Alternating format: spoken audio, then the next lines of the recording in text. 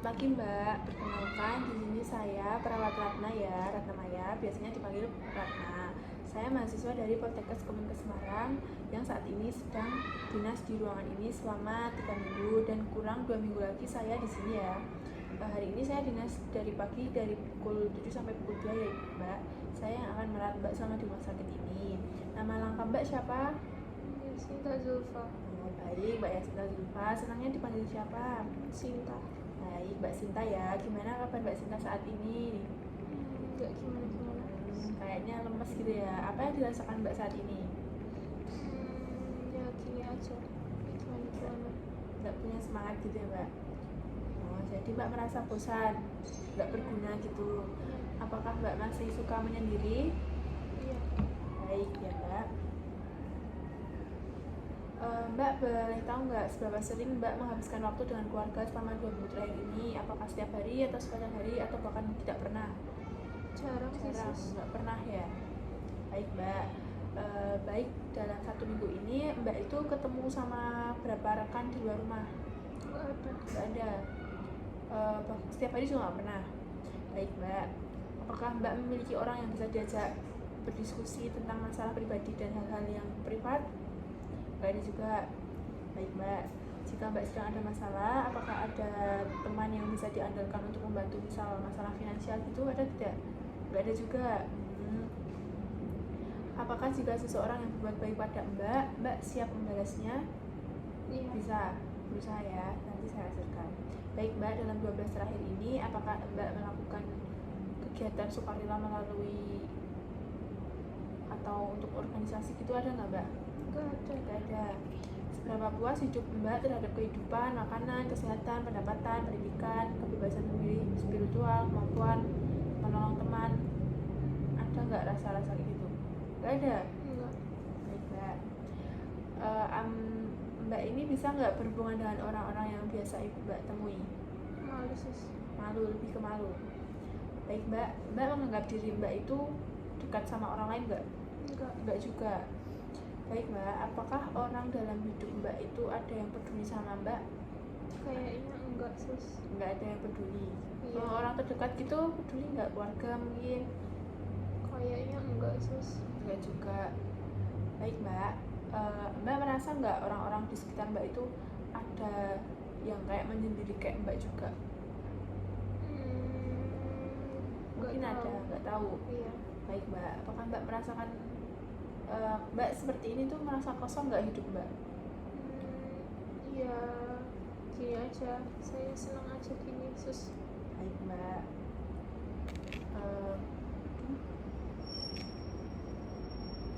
Menurut Mbak, apakah kebanyakan orang dapat dipercaya atau Mbak tidak bisa berhati-hati kepada orang lain? Bisa. Nggak bisa percaya, sus. Baik. Apakah Mbak merasa orang-orang hanya memanfaatkan Mbak? Iya. Iya. Apakah Mbak percaya misalnya ada ditemukan barang berharga oleh tetangga, terus apakah barang berharga itu tersebut akan Mbak kembalikan? Iya. Ya, Mbak ada rasa mau mengembalikan seperti itu ya? Iya. Apa saja yang kegiatan yang dilakukan saat Mbak sedang bersama keluarga? Ada nggak? Saya diam aja, sis. Apakah ada pengalaman yang tidak menyenangkan saat bersama orang lain? Iya. Ada ya. Gimana ya Mbak, kalau hari ini kita kan akan membicarakan tentang perasaan Mbak dan kemampuan yang Mbak miliki. Apakah Mbak bersedia? Iya. Agar saya dan Mbak dapat saling mengenal sekaligus dapat memahami keuntungan berinteraksi dengan orang lain dan kerugian tidak berinteraksi. Nanti temannya bisa aja Mbak, kalau sudah nyaman. Sudah. Baik Mbak, saat ini Mbak bisa dikatakan mengalami penurunan atau bahkan kehilangan kemampuan untuk berinteraksi dan berhubungan dengan orang lain, seperti data yang sudah saya tanya-tanyakan tadi.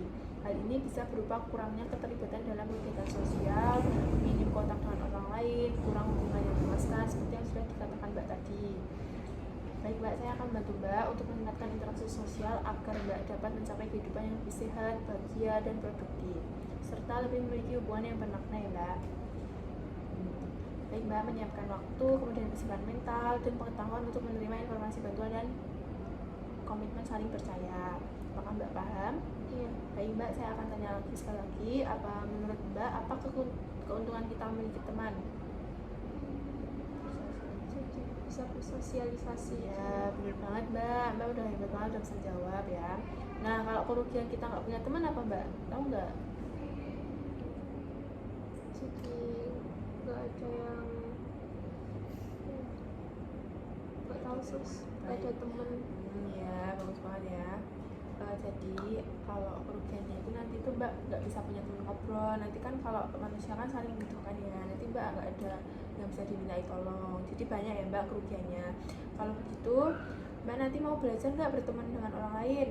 Iya. Nah, untuk memulainya nanti Mbak bisa belajar berkenalan dulu, misalnya dengan saya ya. Nanti untuk berkenalannya itu gampang banget. Mbak udah tahu belum cara berkenalan? Nanti caranya tuh gampang banget.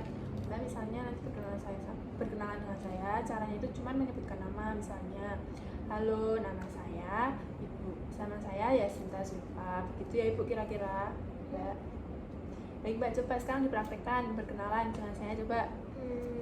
Nama perkenalkan saya Yasinta Zulfa. Ya, bagus banget ya Mbak, kayak gitu. Nanti kalau berkenalan, nanti saya harap nanti Mbak itu bisa bercakap-cakap dan berkenalan dengan teman-teman yang lain nanti setelah balik dari sini ya. Apakah Mbak paham? Ya. Gimana perasaan Mbak setelah tadi saya sudah ajarkan cara berkenalan dengan orang? Jadi tahu caranya lebih percaya diri dikit ya. Jangan merenung seperti ini lagi ya Mbak. Usahakan lebih berekspresi ketika menghadapi di depan orang-orang. Begitu ya Mbak. Baik Mbak, mungkin cukup sampai sini saja ya kita ketemunya, karena Mbak udah pintar banget, udah mau belajar berkenalan. Besok kita ketemu lagi di sini untuk membahas mengenai tentang latihan berbicara dengan teman baru. Nanti ada latihannya ya Mbak. Mungkin kalau begitu saya izin pamit ke ruangan. Terima kasih atas kesempatannya. Selamat siang.